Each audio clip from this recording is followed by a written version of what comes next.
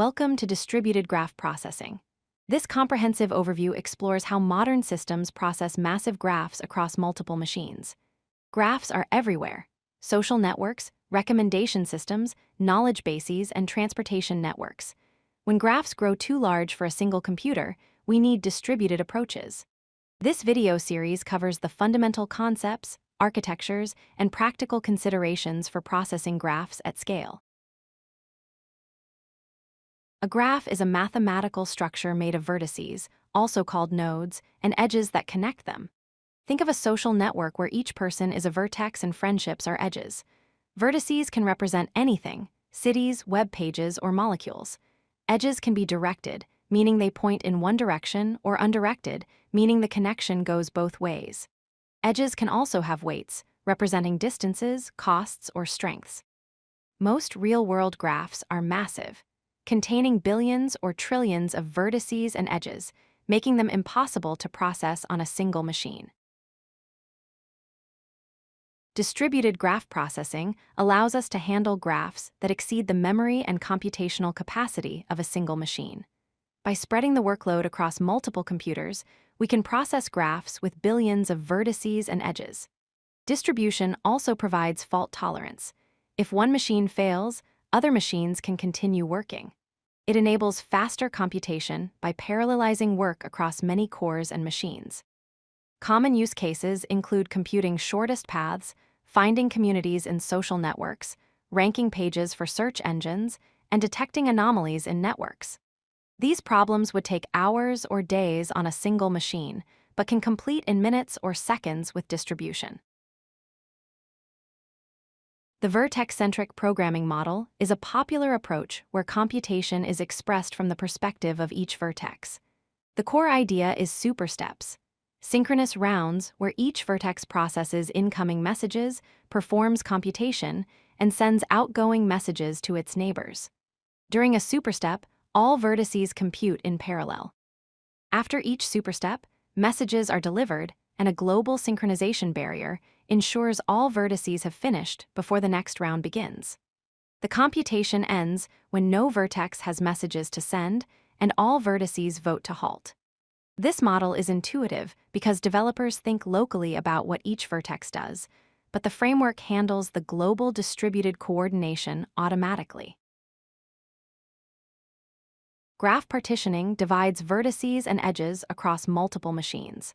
Good partitioning is critical for performance. Edge-cut partitioning assigns vertices to machines but allows edges to span machines. This minimizes memory replication but can increase communication if vertices have many cross-machine edges. Vertex-cut partitioning assigns edges to machines and replicates vertices across machines. This minimizes communication when the graph has high-degree vertices but uses more memory for replication. Strategies include random assignment, which is simple but often imbalanced, and hash-based assignment using vertex identifiers for deterministic placement. Advanced methods use graph clustering to keep related vertices together, reducing intermachine communication significantly. Data locality is the principle that computation should occur near the data to minimize network traffic. In distributed graph processing, most vertices send messages to their neighbors. If a vertex and its neighbors are on the same machine, the message passes through memory, which is much faster than network communication. Imbalanced partitions create hotspots where some machines are overloaded while others sit idle. Good partitioning balances machine load while keeping neighbors close together. Communication is the dominant cost in distributed systems.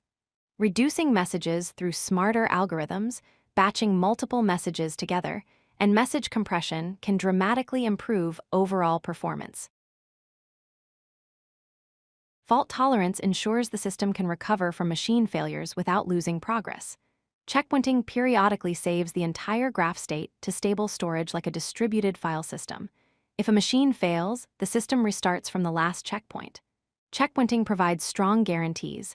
Recovery is correct because we reload exactly what we saved. The trade-off is overhead. Checkpointing requires writing the entire state to disk, which is slow and consumes bandwidth. Frequent checkpoints reduce lost work but increase overhead. Infrequent checkpoints reduce overhead but lose more progress if a failure occurs. Practical systems use adaptive checkpointing that adjusts frequency based on failure rates and system load. Throughput measures total work completed per unit time, while latency measures time to complete a single computation path. Throughput-optimized systems maximize total work by batching messages and running many supersteps efficiently. Latency-sensitive applications require results quickly, often within seconds. Balancing both is challenging. Batching improves throughput but increases latency. Scalability has two patterns. Strong scaling means speed up when running the same job on more machines. Weak scaling means cost grows with graph size while per-machine load stays constant. Perfect scaling is rare because of communication overhead and synchronization barriers. Understanding these trade-offs helps choose the right system and configuration for your workload. Real-time graph processing requires results in seconds rather than minutes or hours. Low latency requirements demand strict scheduling. Supersteps must complete quickly and cannot wait for slow machines. Streaming edge updates mean the graph constantly changes with new edges and vertices being added or removed. The system must detect these changes, possibly repartition the graph, and continue computation. Continuous changes make it hard to reach convergence because the graph state itself is moving. Techniques like incremental processing reuse previous results rather than recomputing from scratch. Adaptive batching flushes messages early if latency exceeds the target threshold. These approaches trade some throughput for lower latency. Distributed graph processing enables scalable analytics on massive graphs through vertex-centric programming, strategic partitioning, and fault tolerance. Choosing the right partitioning strategy and maintaining data locality reduces communication, the dominant performance bottleneck. Checkpointing provides safety but introduces overhead. Balancing frequency with system resilience is key. Performance depends on understanding trade-offs between throughput and latency, and choosing configurations that match your application's needs.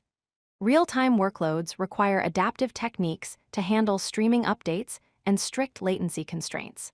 By mastering these concepts, you can design and optimize graph processing systems for billions of vertices and edges. If you like this video, hit that like button and don't forget to subscribe. Visit codelucky.com for more such useful content.